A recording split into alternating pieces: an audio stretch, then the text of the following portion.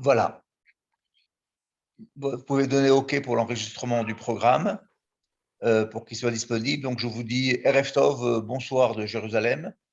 Nous avons le plaisir ce soir d'avoir comme invité Sarah El Maleh. Sarah El Maleh est une spécialiste de l'éducation, d'accompagnement parental. Elle a d'autres cordes à son arc, elle va nous expliquer tout à l'heure. Nous avons décidé d'aborder avec elle ce soir l'intégration, j'allais dire, le changement, l'adaptation des parents et des enfants, la force mentale qu'on peut donner à ces enfants dans un cadre de changement. Sarah est elle-même une ancienne nouvelle immigrante en Israël. Elle nous dira quelques mots de son parcours personnel avant de rentrer dans le vif du sujet. Comme je l'ai dit, off the record, nous allons de plus en plus à la veille de l'ouverture des frontières et nous sommes très fiers enfin de pouvoir vous dire que le 1er septembre, c'est-à-dire vraiment dans 3 jours, les frontières entre la France et Israël seront quasiment totalement ouvertes. Je ne rentrerai pas dans les détails. Et donc, nous allons être vraiment très heureux de pouvoir vous recevoir en Israël et très bientôt pouvoir arriver chez vous en présentiel. Donc, ça va prendre quelques jours pour s'organiser, mais voilà, les frontières enfin sont ouvertes. Et tous ceux qui veulent retrouver notre beau pays, retrouver leur famille, etc., pourront, dans les jours qui viennent, vraiment arriver en Israël avec énormément de facilité. Et donc, nous savons un grand nombre de personnes qui avaient préparé, qui avaient pensé à une alia et qui attendaient un petit peu que la situation se stabilise, des gens avec des enfants, des familles, des jeunes couples, et qui ont énormément de questions à se poser en dehors du problème et de la question du travail et de la question du logement, savent aujourd'hui, et c'est très bien qu'il y ait une prise de conscience, de l'importance de l'accompagnement des enfants dans le cadre d'une famille, dans le cadre d'un couple, dans un changement, j'allais dire, de différence de culture et de différence de mode de vie. Voilà, et c'est pour ça que nous avons invité Sarah El Maleh ce soir, que je remercie d'avoir accepté notre invitation. Donc, vous connaissez les règles du jeu. Vous pourrez poser des questions, et j'espère que vous en aurez, au fur et à mesure du développement de sa conférence. Et en fin de partie, nous pourrons éventuellement vous donner, si elle est d'accord, ses coordonnées pour les gens qui auront des questions particulières et privées, car nous ne pourrons pas traiter, comme vous le savez, des problèmes privés. Nous ne pourrons donner que des orientations d'ordre général. Voilà, je remercie Yasmine à Paris et Naftali à Jérusalem de nous accompagner dans le cadre de l'Organisation sioniste mondiale. Erev Tov, Toda Rabba, la parole est à vous, Sarah. Merci.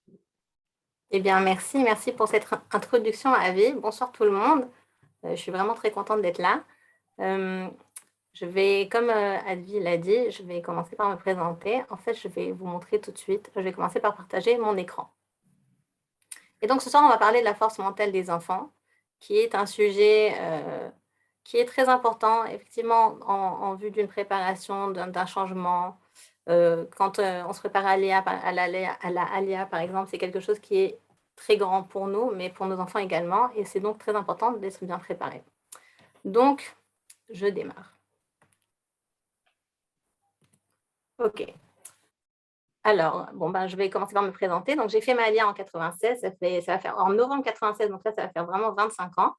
Après avoir étudié la psychologie et l'éducation spécialisée à l'université de Tel Aviv et après à l'université de Haïfa, je travaille en fait aujourd'hui dans une école pour enfants autistes depuis près de 15 ans. Et à part ça, j'ai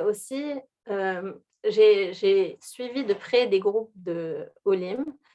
Et en voyant les difficultés qu'ils rencontraient, je me suis dit qu'il fallait absolument que je fasse plus pour pouvoir les aider. Et j'ai été faire une formation pour devenir conseillère parentale. Et en fait, j'ai fait une spécialisation, ça s'appelle une spécialisation dans le passage transculturel, c'est-à-dire pour le passage d'une culture d'origine à une nouvelle culture. Donc, c'est vraiment tout un domaine de spécialisation qui existe. Et puis, depuis, je mène des ateliers pour parents. Je continue de travailler dans les écoles et je mène des ateliers pour parents en français, essentiellement en français, mais également en hébreu. Et je suis aussi des groupes de Olim Khadashi, mais puis aussi même des Olim plus anciens qui viennent. On est tout le temps un petit peu décalé. Même moi, après 25 ans, je peux dire que j'ai toujours un petit pied en France de par ma culture et mon origine. Voilà. Et également, mon mari Shlomo et moi, nous avons 7 enfants. Donc, tout ça pour dire que éducation, parentalité, je baigne dedans.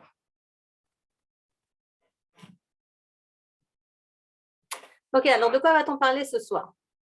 D'abord, je vais expliquer la notion de force mentale. Et puis après, je vais vous expliquer quel est notre rôle à nous, les parents, comment est-ce qu'on peut développer la force mentale chez nos enfants. Et puis enfin, je vais parler des applications à la LIA en expliquant en fait comment est-ce qu'on va développer notre propre force mentale à nous parce qu'on en a besoin.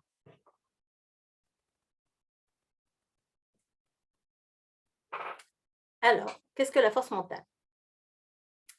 La définition brute. La force mentale est un trait de personnalité qui détermine en grande partie comment les gens réagissent aux défis, au stress et à la pression. Donc, développer notre force mentale est indispensable pour trouver le courage de ne pas tomber et de chercher une solution adéquate aux différentes situations de la vie. Les enfants mentalement forts sont capables d'aborder les problèmes de manière productive et de se remettre efficacement de leurs échecs et de faire face aux difficultés de manière compétente. Voilà, donc ça c'est pour la définition. Et en gros, qu'est-ce que ça veut dire? Ça veut dire que quand on se trouve dans une situation nouvelle, quand on se trouve face à un changement, à un défi, on a souvent, on peut avoir un malaise, on peut avoir un stress, on peut se sentir mal, si on est mal préparé, on peut avoir des difficultés face à cette situation. Et il y a plein de techniques pour se renforcer, pour être le moins en malaise possible. Ok. Les composants de la force mentale. Il y a 4 composants essentiels. En réalité, il y en a beaucoup plus, mais c'est ce que je vais aborder ce soir parce qu'ils sont vraiment indispensables et très importants. Et il est très important que vous les compreniez. Donc, tout d'abord, l'estime de soi. Ensuite, la confiance et la sécurité, l'autonomie et le contrôle et la maîtrise de soi. Et en fait, ce qu'on va faire maintenant, je vais développer ces sujets. Mais tous ces composants-là sont, comment dire, ils sont extrêmement, ils ont de nombreux éléments. Et en fait, ce que je vais vous proposer, c'est qu'au fur et à mesure que je les développe, il est très important que vous faisiez comme une petite liste ou une note mentale, ce qui existe déjà chez vous à la maison. Est-ce que ça, je le fais déjà? Est-ce que ça, je ne le fais pas? Et comme ça, vous allez essayer de faire une écoute active, de savoir quelles sont les choses que vous devez renforcer chez vous. Donc, on va démarrer avec l'estime de soi. Donc, quel est notre rôle à nous, les parents, pour renforcer l'estime de soi de nos enfants?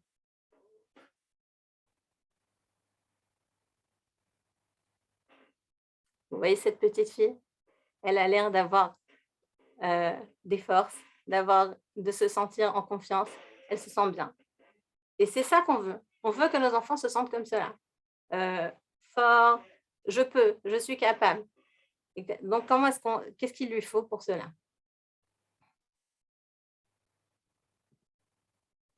Aimer inconditionnellement. Évidemment, l'amour, c'est la base. On aime nos enfants et on veut faire le mieux pour eux et on veut le mieux pour eux. Et donc, il faut qu'ils le sentent. Ils doivent savoir qu'on les aime. On peut leur dire, c'est très bien d'exprimer les sentiments, c'est indispensable. Et on n'est pas forcément obligé de le dire. Les enfants, ils sentent qu'on les aime. Mais ça fait du bien aussi de l'entendre.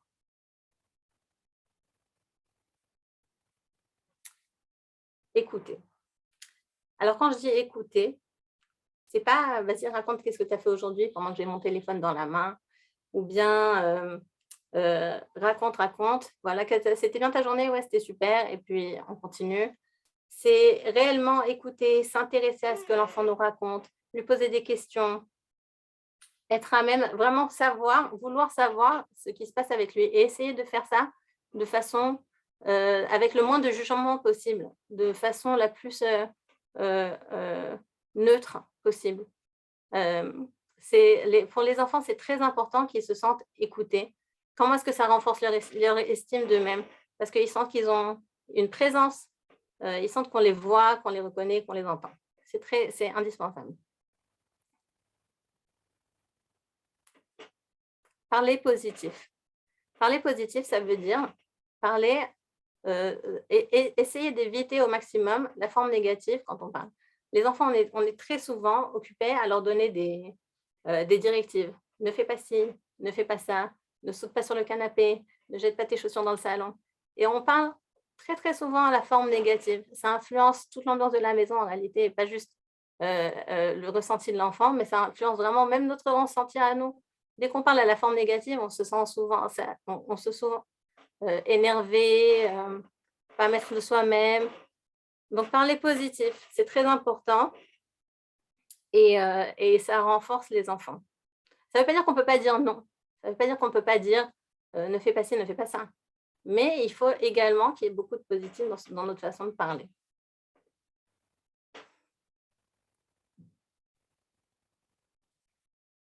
Se référer au comportement et non à la personne. C'est-à-dire que lorsque mon enfant fait quelque chose qui ne me plaît pas, quelque chose qu'il n'a pas le droit de faire, je ne vais pas tout de suite lui dire. Je dois faire attention aux mots que je choisis.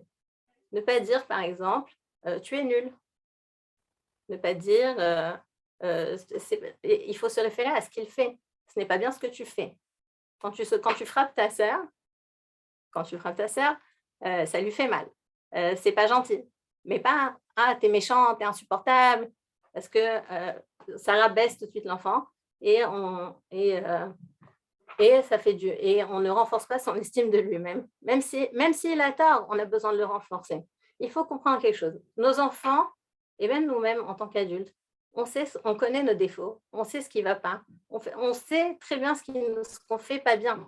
Un enfant qui a des sales notes à l'école, il sait qu'il a des sales notes, et il ne se sent pas bien de ça. Il n'a pas besoin qu'on lui dise en plus, tu es nul.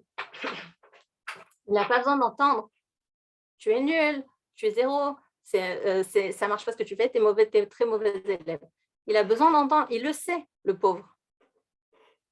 Et donc, c'est hyper important de choisir nos mots quand on s'adresse à nos enfants.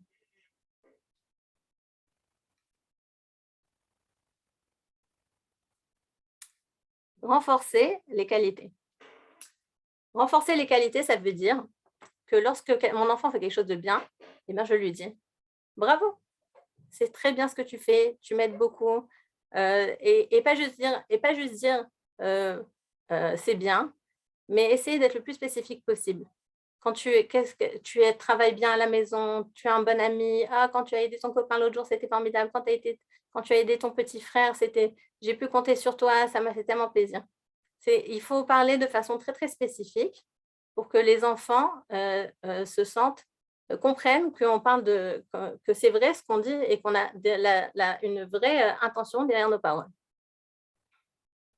Donc, vous voyez tous ces mots-là qui sont là, il faut que pendant que vous écoutiez, pendant que je les explique, demandez-vous déjà, est-ce que je le fais à la maison? Est-ce que ce sont des choses que je fais déjà? Est-ce que je parle beaucoup en positif? Est-ce que je parle de trop négatif? Est-ce que je devrais renforcer? Essayez de vous dire déjà ce que vous pouvez améliorer. Pardon, voilà. Mettre l'accent sur le bon.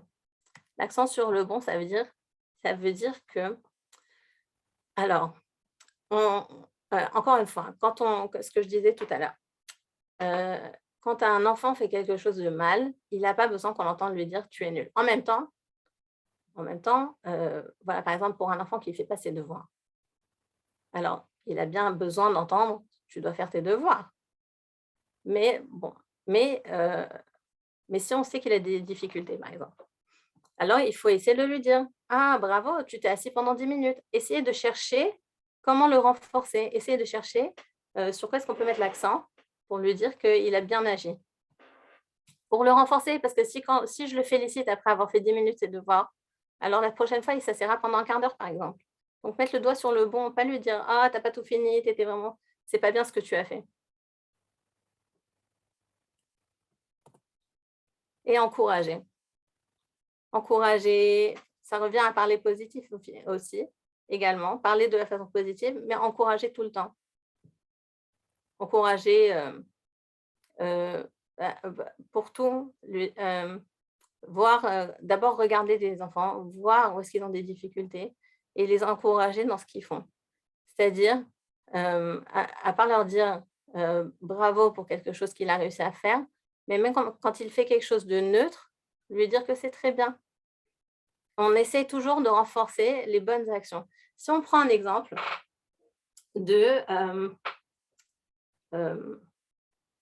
par exemple, si j'ai un enfant qui fait, comment dire,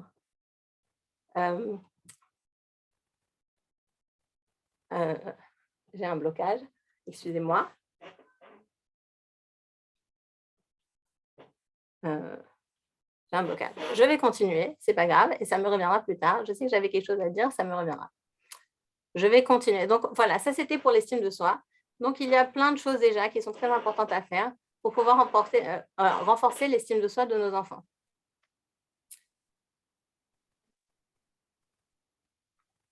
Est-ce qu'il y a des questions?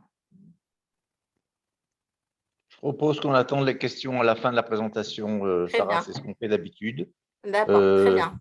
Je sais que Je je trouve que c'est continue. difficile de parler sans interaction, mais c'est Oui, la loi franchement, du oui. Zoom. C'est la loi du Zoom, je suis désolé. Je vais, je vais m'habituer, je vais m'habituer. Ok, alors je continue.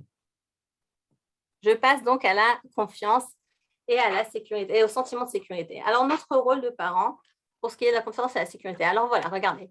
Imaginez que vous levez un jour, le matin, et on vous dit comme ça, et vous savez, et en vous demandant, qu'est-ce que je vais faire aujourd'hui? Je ne sais pas quoi faire aujourd'hui. Je n'ai pas de règles, je n'ai pas de cadre. Je me lève et je ne sais pas quoi faire de moi. C'est extrêmement déstabilisant, ça peut être angoissant, ça peut être stressant. C'est pourquoi les enfants ont besoin d'une routine. C'est très important qu'ils aient une routine, de savoir ce qu'ils doivent faire tous les jours. Je me lève, je me brosse les dents, je m'habille, je vais à l'école. Même quand je suis en vacances, avoir une forme de routine. On n'est pas complètement relâché. On peut être relâché, mais pas complètement. La routine est indispensable. Évidemment, on a la routine des repas aussi qui nous rentre un sentiment de routine dans la journée. Fixer des règles claires et des limites. Les règles de la maison, par exemple, quand on rentre à la maison, on enlève les chaussures dans la chambre. Des limites. On se couche le soir à l'heure qu'on fixe, à l'heure que l'on veut fixer. Maintenant, je veux juste ouvrir une parenthèse. Tout ce que je dis, c'est vrai pour les petits-enfants, mais c'est vrai aussi avec les grands. C'est encore plus vrai avec des adolescents. Mais la façon de fixer va différer quand on est avec des grands-enfants par rapport aux petits-enfants. Lorsqu'on va fixer des règles avec les petits, c'est un peu arbitraire. Quand on va les fixer avec les grands, il va falloir dialoguer et parler avec eux. Il va falloir discuter de la règle. Parce que lorsque on détermine par exemple à quelle heure tu dois rentrer le soir, si mon enfant me dit je dois rentrer à 8 heures, à minuit, et moi je lui dis non, 10 heures c'est la limite, alors c'est exactement un endroit pour dialoguer, pour essayer de comprendre. Essayer de comprendre pourquoi est-ce que moi j'ai voulu fixer à 10 heures, pourquoi est-ce que lui il a voulu fixer à minuit, et peut-être que moi je vais aller abonder dans son sens, peut-être que lui va abonder dans le mien. Mais tout ce que je dis est vrai aussi bien pour les petits que pour les grands. Dialoguer avec l'enfant, c'est un peu ce que je viens de dire maintenant, mais dialoguer, c'est à tout âge. Et dialoguer, c'est un véritable échange. C'est pas j'ai dit, tu fais, c'est je te raconte, tu me racontes. Et puis, tu peux dire quelque chose qui ne me plaît pas, et puis je vais pouvoir reconnaître un peu que ce que tu as dit ne me plaît pas, mais tu as le droit d'avoir tes opinions. Pourquoi est-ce que ça me renforce la confiance et la sécurité de l'enfant? Parce qu'il sait encore une fois qu'on le voit. Il sent que son opinion a de la valeur. Il se sent en confiance avec des gens qui le respectent. Donc, le dialogue est indispensable et à tout âge. Il démarre à zéro, dès le plus jeune âge. Et comment est-ce qu'on peut travailler sur le dialogue? D'une part, en partageant nos propres expériences. Ah, tu sais, aujourd'hui, j'étais au travail et le chauffage n'a pas marché. On a eu froid, c'était horrible. Quelque chose de complètement neutre, mais ça encourage le partage. Je partage mon expérience, les enfants vont partager leur expérience. Parce qu'en réalité, les enfants, ils apprennent la meilleure façon pour eux d'apprendre, c'est l'imitation. Ils n'apprennent pas. C'est pas si je lui dis viens partager une expérience maintenant. Évidemment, vous entendez bien que ce n'est pas une façon idéale d'enseigner le partage d'expérience. Et donc, le dialogue est à double sens. Ce n'est pas un monologue. Je vais t'interrompre parce que tu voulais poser des questions. Je pose une question un peu provocative parce que malheureusement, nos intervenants ne peuvent poser que leurs questions par écrit, mais c'est pour animer la discussion. La première, quand tu parles de rôle des parents, je pose une question provocative exprès. C'est de la même façon le père et la mère ou bien est-ce qu'il y a des rôles qui sont Je sais que ce que je dis, c'est peut-être plus politiquement correct, mais je pose quand même cette question. Est-ce qu'il s'agit de la même relation et de la même approche pour le père et la mère, ou bien il faut y avoir deux approches différentes qui équilibrent? Deuxièmement, est-ce que ce que tu dis aujourd'hui, c'est la majorité, de par ton expérience, c'est réaliste? C'est-à-dire qu'évidemment, c'est réaliste, mais est-ce que la majorité des parents doivent faire l'apprentissage de ce genre de choses, ou bien c'est beaucoup plus acquis qu'un parent est capable de raconter à son fils de 11 ans, oui, moi, ma journée a été un tel et ta journée. Est-ce que c'est artificiel ou ça commence à devenir naturel? Ok, alors ce sont des très bonnes questions. Tout d'abord, quant à la différence, nous sommes des gens différents. Le père et la mère sont deux personnes différentes. C'est normal qu'ils aient des approches différentes.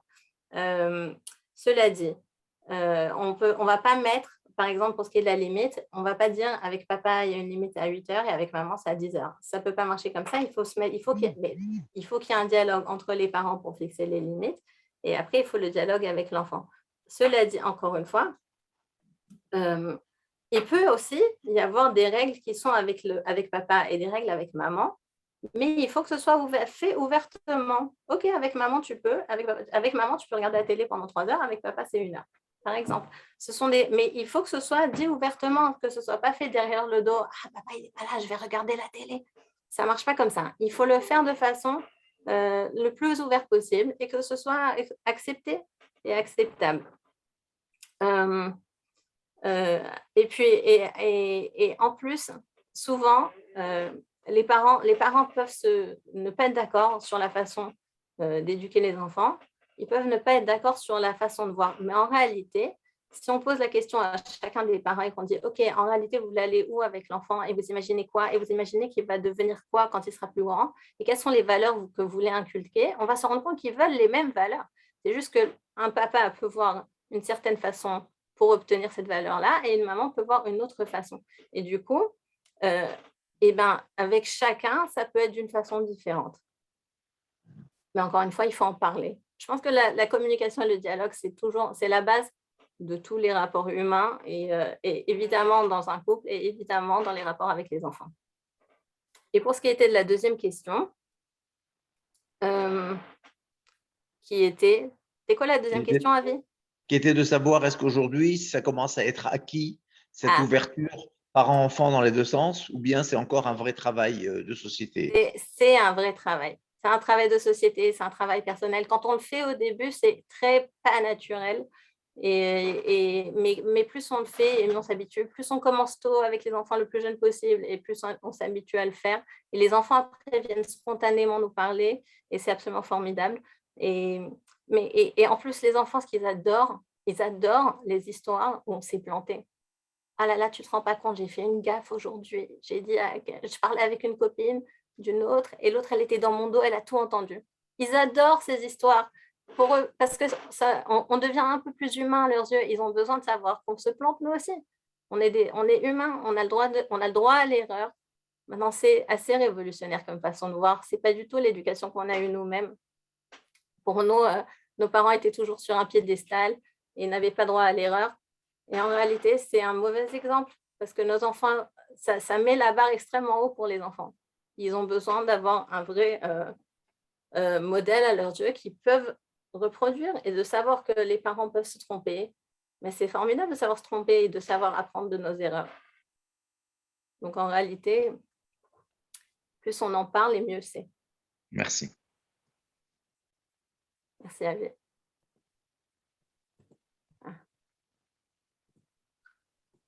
Être à l'écoute des envies.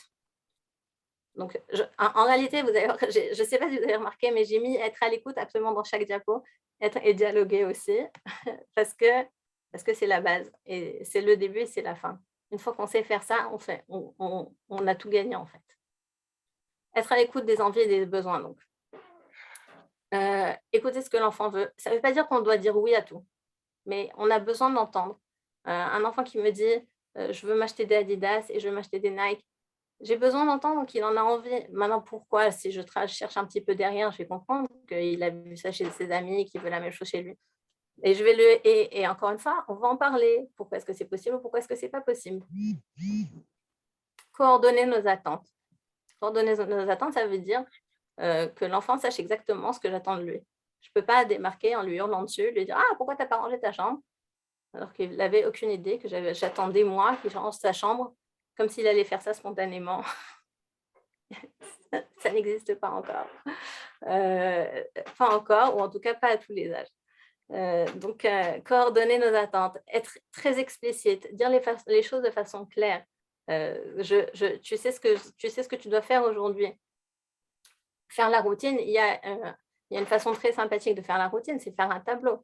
À 10h, tu fais ça, à 8h, tu fais ça, à 9h, tu fais ça, quand ils sont à la maison, ou le soir, quand tu rentres de l'école, à 17h, tu fais ça, à 18h, tu fais ça, à 19h, tu fais ça. On fait ensemble le tableau. Ça met de l'ordre dans la tête de l'enfant, ça met de l'ordre dans ma tête aussi. Ça me permet à moi de voir, ah tiens, et dans son tableau, il y a marqué qu'il devait faire les devoirs. Est-ce qu'il a fait ses devoirs? Je vais aller lui demander.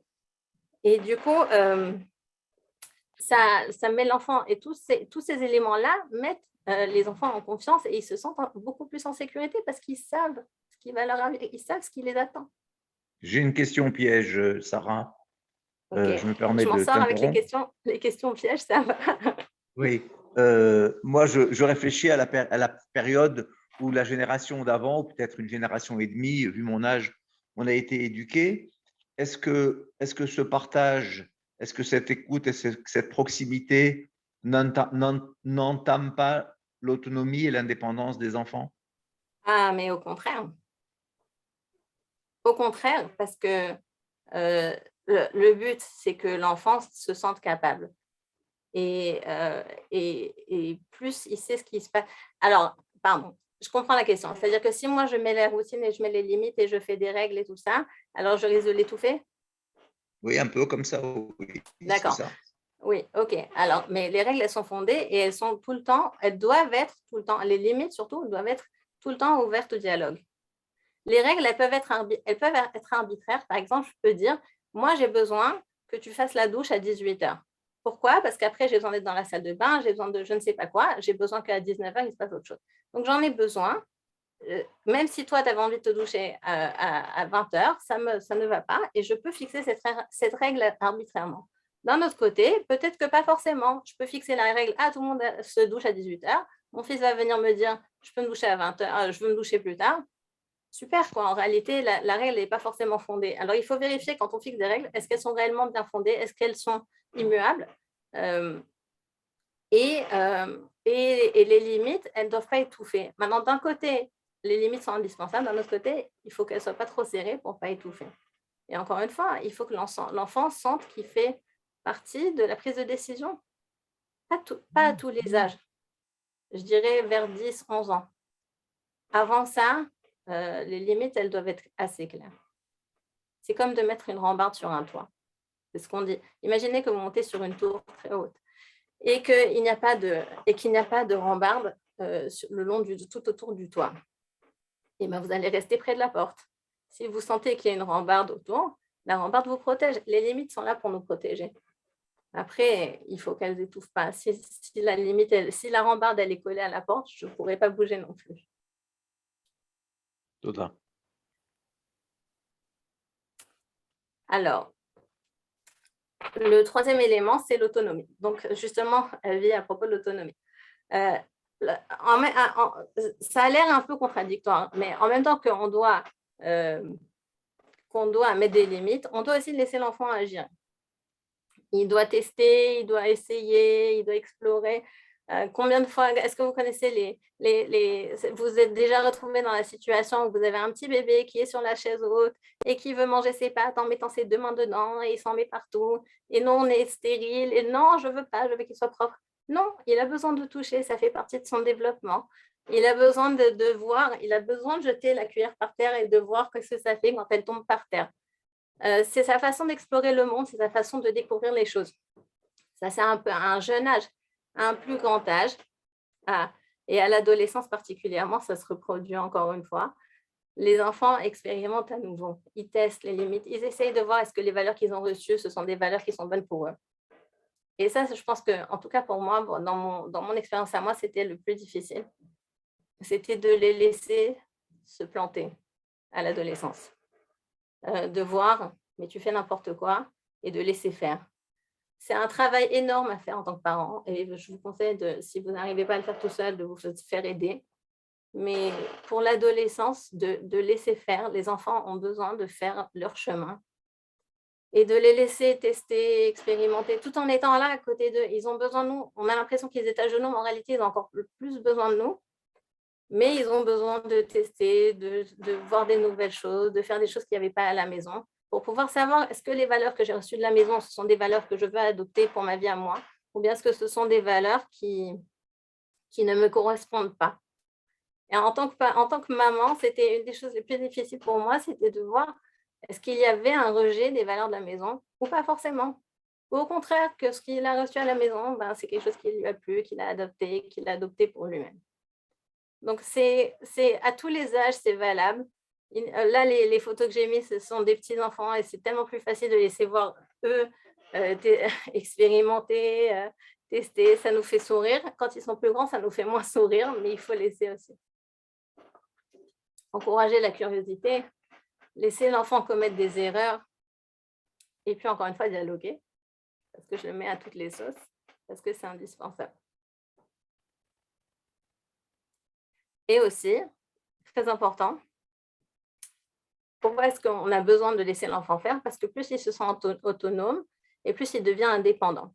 Je vous donne un exemple qui concerne beaucoup, c'est les devoirs à la maison. Si je suis, moi, maman, responsable des devoirs de mon enfant, il ne sera jamais indépendant. C'est quoi, moi, responsable de ses enfants, de ses devoirs? Il rentre, je lui dis, donne-moi ton cahier de texte, quels sont tes devoirs pour demain? Je fais un peu la police. Je lui demande, quels sont tes devoirs? Ah, tu as des maths à faire? Viens, on s'assoit maintenant, on fait les maths. Et je ne le laisse pas, lui, se gérer. Moi, plus je prends, plus ce sera moi qui dirigerai, et moins il deviendra indépendant. Et c'est très important de laisser, d'encourager l'indépendance des enfants le plus possible. On veut qu'ils deviennent autonomes, on veut qu'ils fassent les choses tout seuls, on veut qu'ils soient indépendants le plus tôt possible, dans le plus de domaines possible. Ça commence quand ils sont petits, qu'ils disent tout seul, pour mettre les habits, pour manger tout seul, pour faire les choses tout seul. Et ça continue.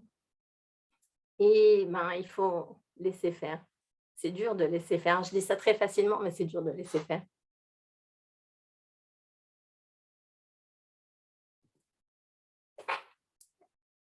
J'en arrive au 4e domaine, le contrôle et la maîtrise de soi.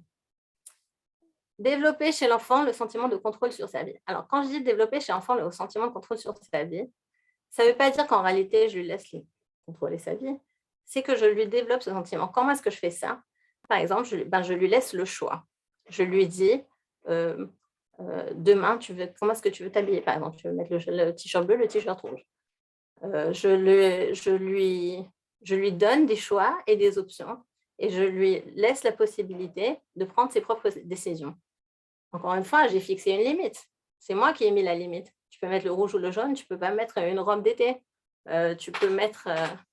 c'est-à-dire que je dirige un peu l'action, mais je lui donne l'impression que c'est lui qui a choisi quand il est petit et évidemment quand il est plus grand.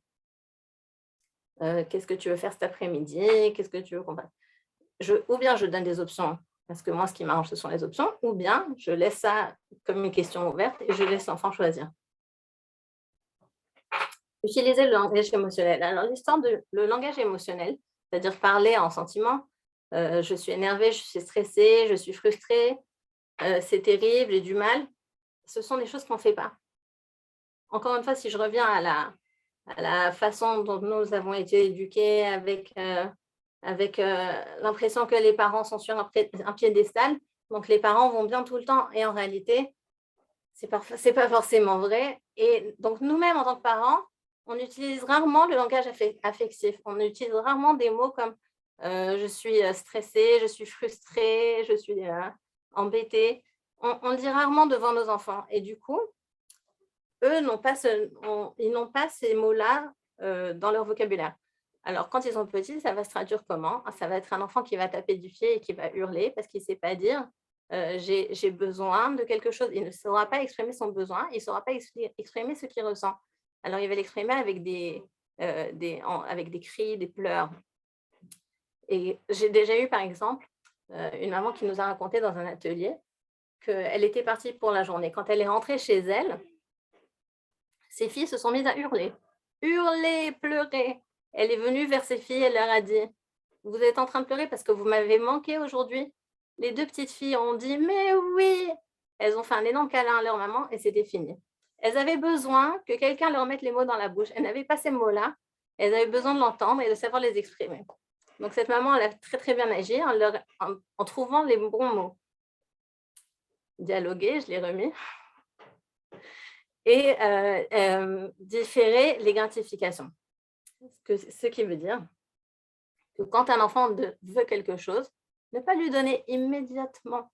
Essayez d'attendre un petit peu. Je vais d'abord donner à ta sœur et après tu recevras toi. Ça apprend le contrôle de soi, ça apprend à se retenir.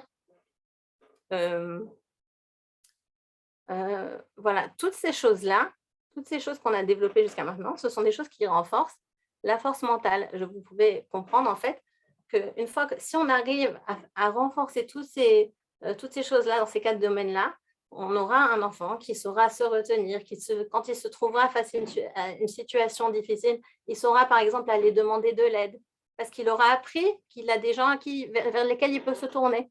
Il saura par exemple que quand il a une difficulté, il saura peut-être la surmonter tout seul parce qu'il a été indépendant et puis il a fait plein de choses tout seul jusqu'à maintenant. Donc, ce sont des choses qui sont vraiment très, très importantes. Il saura qu'il a la force de surmonter parce qu'il a déjà surmonté des choses, parce qu'on l'a déjà fait quand il était plus petit, on l'a laissé faire, on l'a laissé tester, on l'a laissé expérimenter. Donc, il aura tout un bagage qui le renforcera. Et donc, si on en arrive au contexte de l'ALIA, nos enfants, ils sont confrontés à un tel changement dans le contexte de l'ALIA qu'eux aussi, ils ont besoin d'avoir tout ce bagage-là, de savoir qu'ils peuvent s'adresser à des adultes qui vont pouvoir les aider. Ils ont besoin de savoir que peut-être il y aura d'autres gens qui auront des forces dans d'autres domaines parce qu'on leur aura dit « Ah, tu es un bon socialement, qu'il est très fort, on l'aura renforcé dans cela. » Alors, il saura que quand il sera en Israël, il trouvera aussi des gens vers qui se tourner, des enfants du même âge vers qui il pourra se tourner, avec lesquels il pourra parler et partager l'expérience.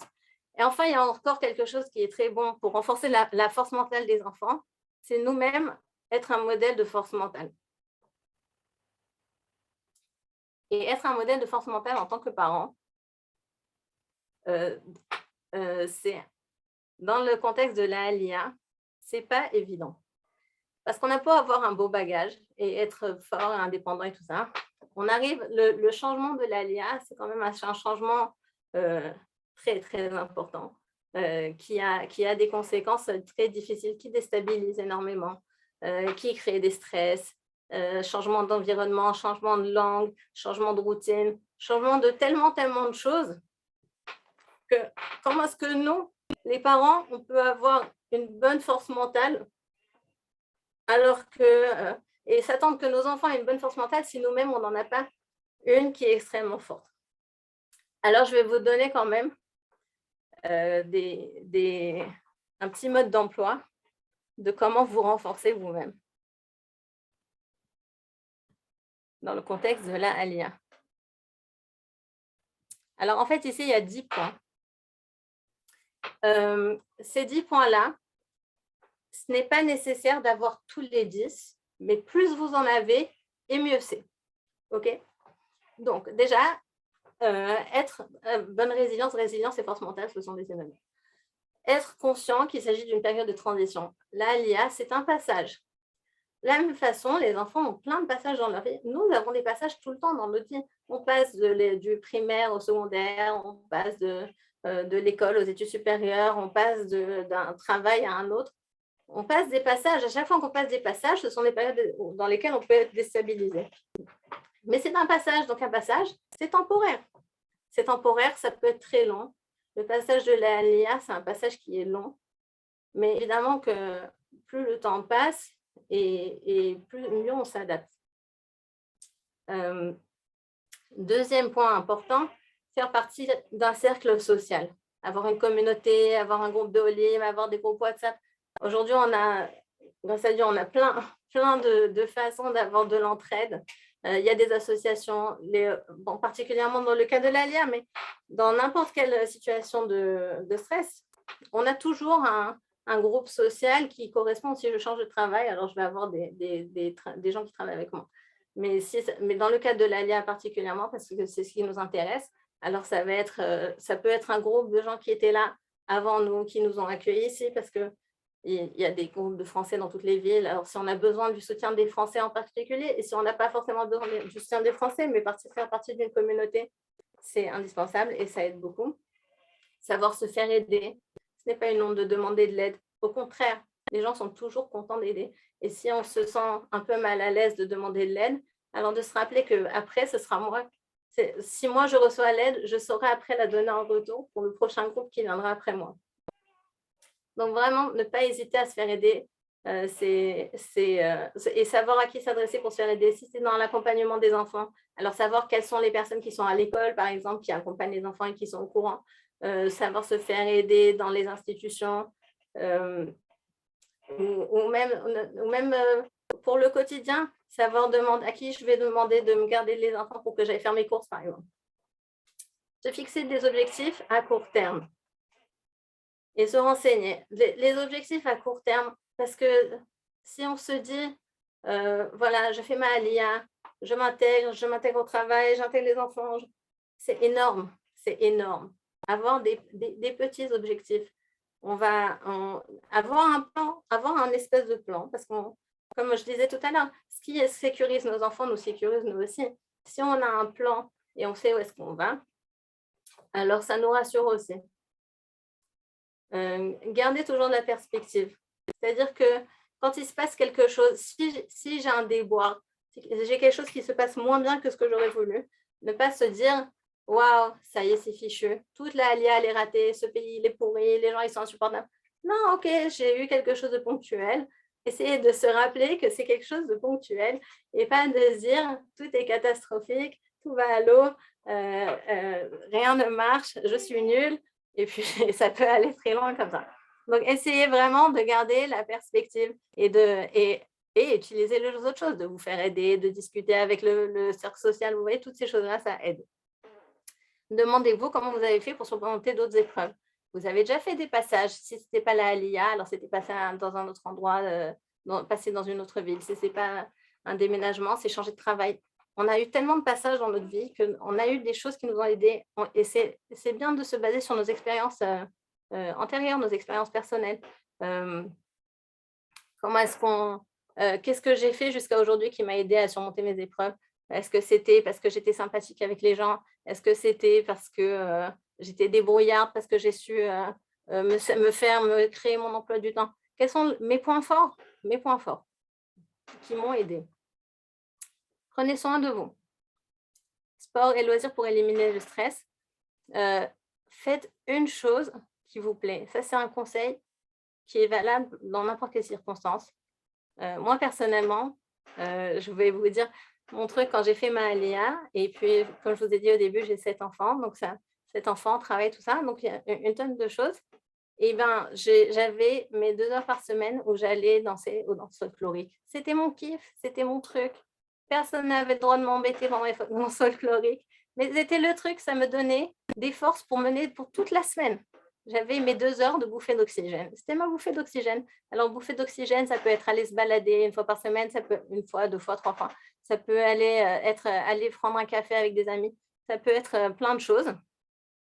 Mais se mettre dans notre ordre de priorité, je suis aussi numéro 1 ou numéro 2, même avant les enfants. Parce que si moi, je vais bien, les enfants vont mieux. Exprimez vos émotions. Comme je l'ai dit aussi pour les enfants, exprimez vos émotions à vous. C'est BCDR. C'est acceptable de dire « je ne vais pas bien, j'ai du mal, c'est difficile ». Il faut savoir le dire. Ce n'est pas une honte, ce n'est pas une tare. Au contraire, c'est la meilleure façon de l'extérioriser et de le surmonter. Persévérer et garder confiance. Vous avez un objectif qui est quand même formidable et qui vaut le coup. Alors, ça vaut vraiment le coup de persévérer. Et puis, cultiver une vision positive de vous-même confiance en vos capacités, attitude positive, c'est-à-dire je suis capable, je fais plein de choses, il y a plein de choses, savoir dire sur vous-même. Mais en réalité, si vous remarquez tous ces 10 points-là, j'en ai parlé, c'est exactement ce qu'on a fait avec les enfants, il faut le faire avec soi-même aussi. De dire je suis capable, j'ai des forces, j'ai des bons points, j'ai des amis, je suis bien entourée. Savoir reconnaître tout ça, et c'est ce qui va renforcer notre résilience à nous-mêmes. Et une fois que nous, on est fort, nos enfants seront un peu plus forts aussi. Voilà. D'abord, J'ai beaucoup merci. parlé. Je voulais poser une question parce qu'il nous reste quelques minutes et que je propose à nos amis de prendre du temps pour poser des questions s'ils en ont. J'ai une question dans le même sens par rapport au dernier point que tu as soulevé. Comment on fait aussi pour, c'est un peu la question que j'ai posée tout à l'heure, mais quand il y a un décalage quelque part dans l'intégration ou dans le niveau de relation entre le père et la mère, pas au niveau personnel, hein, je parle au niveau de de la gestion des émotions, de leur temps de libre, de leur investissement par rapport aux enfants, et qu'il y a un décalage, surtout dans le cadre d'une alia, évidemment, c'est de là qu'on le voit souvent, que la mère est parfaitement intégrée, parce qu'elle trouve, et je dis ça par expérience, que c'est souvent le cas, la mère retrouve des nouveaux repères, une nouvelle vie, elle reconstruit, et le père, lui, qui avait un statut en France, professionnel, personnel, dans sa communauté, sent qu'il perd un petit peu de sa place dans le couple, dans la famille, dans la société. Donc, est-ce qu'il faut qu'il y ait aussi un échange plus important entre les bnezouv, entre le couple? Alors déjà, souvent, dans le cadre de la LIA, on peut trouver aussi quelque chose qui peut ébranler le père, ça va être que les enfants parlent plus vite l'hébreu que les parents. Et du coup, les parents, ils doivent se reposer sur leurs enfants pour mener des choses, par exemple. Et ça ébranle la place du père, qui est celui censé être celui qui dirige et qui mène. Et donc, j'en rajoute à ce que le père risque de ressentir. Et alors, comment est-ce qu'il peut se faire aider? Ben, déjà se rendre compte qu'il n'est pas tout seul en parlant avec d'autres papas, par exemple, parce qu'il va se rendre compte il y a énormément de gens qui sont exactement comme lui, en se rappelant que c'est aussi provisoire, que s'il fait les choses qu'il faut et qu'il y met le paquet, alors lui-même, il Oui, se mais il ne faut pas sentira se un leurrer, peu plus vite intégré. les mamans ont plus de sensibilité et acceptent plus cette difficulté et ce partage, ce dialogue, cet échange que les papas qui ont tendance à renier quelque part en bloc jusqu'à ce que les choses, malheureusement, parfois arrivent à des situations un peu plus tendues, ont tendance à ne pas se confronter où je me trompe. Oui, c'est vrai. Je l'ai vu souvent. C'est un véritable changement d'état d'esprit qu'il faut faire. Et c'est vrai que les papas, souvent les pères sont moins souples d'esprit. Ça demande une grande intelligence et un véritable regard. C'est parce que ça demande une véritable remise en question de beaucoup de choses. Alors, il y a des gens qui disent, quand on vient en Israël, c'est l'occasion de se dire, tout ce que je sais sur l'éducation, je ne sais rien, je démarre à zéro, tabula rasa. Tout ce que j'ai appris de la propre éducation que j'ai reçue, c'était valable à un certain temps, à une certaine époque, dans un certain endroit. J'ai changé d'époque, j'ai changé d'endroit. Eh bien, je vais m'instruire. Le mieux que les pères pourraient faire, ce serait de lire, de s'instruire, d'écouter il y a une foule de cours qui existent online, il y a une foule de choses qui sont à leur disposition. Maintenant, évidemment que ça ébranle et ça ça met un coup, mais c'est pour le mieux. Plus vite on arrive à cette conclusion que je ne suis pas équipée pour l'éducation en Israël, et plus vite on arrive à s'adapter, à se mettre à niveau. Mais c'est un vrai travail à faire. Et oui, le décalage existe. Moi, j'aurais une dernière question, puisqu'à part des remerciements, des félicitations, les gens ne posent pas de questions, donc je vais le faire moi-même. Malgré tout, comment fait-on globalement, enfin, comment fait-on? Il n'y a pas de recette, évidemment, mais imaginons que les parents avaient plus ou moins bien appliqué, j'allais dire, toutes les recommandations que tu as données, et ils avaient un certain équilibre avec leurs enfants dans leur perspective d'éducation et d'entente familiale. euh, comment fait-on pour que ce passage, encore une fois en Israël, parce que nous on parle d'Alia et d'Israël, est-ce qu'il y a des choses à faire avant le départ? Est-ce qu'il y a une réflexion, une préparation, un changement? Est-ce qu'il y a des choses qu'il faut dire fort d'une expérience que nous avons en Israël, des difficultés ou des changements que les enfants rencontrent, qu'on peut préparer avant le départ? Et alors, oui, évidemment. Déjà, à part la préparation à la langue qui est indispensable et que je pense que vraiment je recommande fortement ceux qui prévoient de venir en Israël d'apprendre l'hébreu le plus vite possible, ou en tout cas de commencer à apprendre l'hébreu avant d'arriver en Israël. Mais à part ça, pour ce qui est du rapport avec les enfants, il faut être prêt à entendre que les enfants ne sont pas d'accord avec nous et il faut les légitimiser. Ils ont le droit de ne pas être d'accord. Et il faut leur dire, je comprends ton sentiment, on va tout faire pour que tu ailles mieux. Mais de lui dire, par exemple, un enfant, je suis confrontée à des familles où il y a des enfants qui aujourd'hui disent, pourquoi tu m'amènes en Israël? Qu'est-ce qu'on fait ici? Et, et tout de suite, la réaction qu'on a envie de dire, c'est, mais de quoi tu parles? Tu vois bien que c'est mieux ici. Non, les enfants ont besoin d'entendre qu'on légitimise leurs sentiments. Ils ont le droit de se sentir, de ne pas être d'accord, de se sentir mal à l'aise. Et plus, encore une fois, le dialogue, plus vite on leur dit, mais je comprends ce que tu dis et tu as le droit de te sentir comme ça et je vais essayer de t'aider. Donc, il faut vraiment abonder dans leur sens au maximum, en tout cas dans ce domaine, dans ce contexte-là.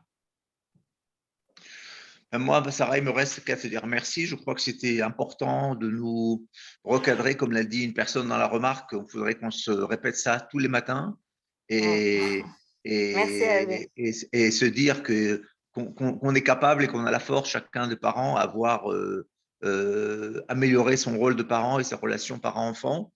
Et voilà, j'espère que ça vous a donné quelques petites clés de façon générale et d'autres Ah, je vais clés, juste j'espère, rajouter quelque chose. bien sûr. Euh, Évidemment que des fois on se plante, évidemment que des fois on crie sur nos enfants, évidemment qu'on oublie de discuter, mais il faut juste avoir ces choses-là en tête que, ok, j'ai crié cette fois, ben, je parlerai un peu plus tard, mais de se rappeler qu'on doit le faire, c'est normal euh, d'avoir des réactions humaines.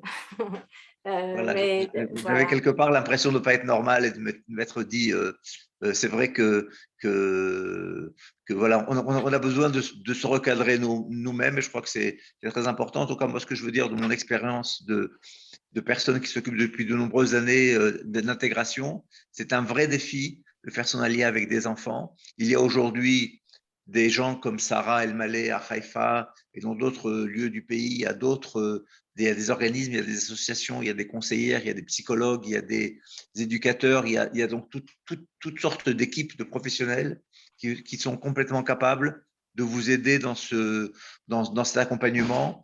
Et effectivement, c'est un besoin aujourd'hui qu'on ressent beaucoup plus avec le changement des générations.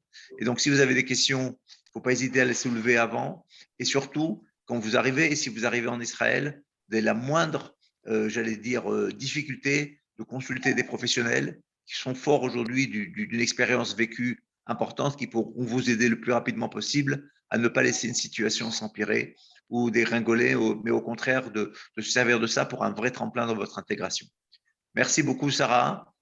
Avec Shabbat grand shalom à tout le plaisir. monde et au Merci, plaisir merci. Je vois qu'il y a de une vous question voir. Oui, il y avait une question sur Vas-y. l'adolescence, oui. sur l'adolescence. Oui. Ah, ok. Je suis en train de voir. Ok, alors voilà, la crise d'adolescence dans le monde religieux, ça se traduit facilement, plus ou moins comme ça. L'enfant, le garçon va refuser d'aller à la tfila, de mettre les tfilines, de mettre la kippa, tout ça. La fille, ça va être la fille qui va un peu rejeter les règles de tsniout, mais et ça fait partie du processus. Les choses qui sont indispensables. D'abord, de se rappeler que nos enfants, ils sont formidables. Ok, la religion, c'est une chose, mais ils ont des qualités, ils sont gentils, ils ont des s'ils ne sont pas gentils, qu'ils n'ont pas des qualités, c'est là qu'on doit travailler. Moi, mon travail, il est de faire en sorte que mon fils est bien élevé, qu'il soit bien élevé, qu'il soit respectueux des autres, qu'il ait le respect à la maison. S'il n'a plus envie de mettre sa kippa, quand il est à la maison, je peux établir la règle qu'à la maison, on met la kippa. Ou à la maison pour le Shabbat, tu ne vas pas transgresser le Shabbat parce qu'on respecte le Shabbat à la maison. Mais s'il est déjà respectueux, ça ne lui viendra pas à l'idée de transgresser le Shabbat dans le cadre de la maison. À l'extérieur, il fera autre chose. On peut se dire, parce que, pourquoi est-ce que j'en parle? Parce que, enfin, c'était la question, mais effectivement, toutes ces questions de religion, ce sont des questions qui provoquent de grosses colères. On s'énerve très vite dessus. Et puis, quelque part, on peut se dire, c'est entre mon enfant et Dieu, tous ces aspects-là. Moi, ce qu'il faut, c'est que les enfants, que mon fils ou ma fille, ils aient des bonnes qualités. Et il faut aussi qu'il ait toujours envie de revenir à la maison. Que la maison, ce soit toujours l'endroit où il se sent bien. Peu importe ce qu'il fait. Parce que quand après, il rentrera à la maison et qu'il sentira l'ambiance du Shabbat et qu'il se dise « Ah, c'est génial le Shabbat à la maison », alors ce sont des choses qui vont le renforcer. Et puis après, bon, il y a des choses qui sont dans les mains de Dieu. Mais insister, ça ne veut pas dire qu'il reviendra forcément à ces pratiques. C'est ce que je disais tout à l'heure à propos du rejet des valeurs de la maison. Les enfants à l'adolescence, ils essayent de vérifier les valeurs qu'ils ont reçues à la maison. Est-ce qu'ils les veulent ou ils ne les veulent pas? Alors, des fois, c'est juste parce que ça me saoule, je ne vais pas le faire. Et puis, des fois, c'est vraiment, je ne crois pas en Dieu, ça ne m'intéresse pas. C'est un gros coup dur, mais il faut savoir le respecter et que l'enfant ait toujours envie de revenir. Voilà. Merci beaucoup à tout le monde. Daraba, Sarah. Merci pour Bye. l'écoute. Shabbat Bonne shalom. soirée tout le monde et Shabbat Shalom. Bye.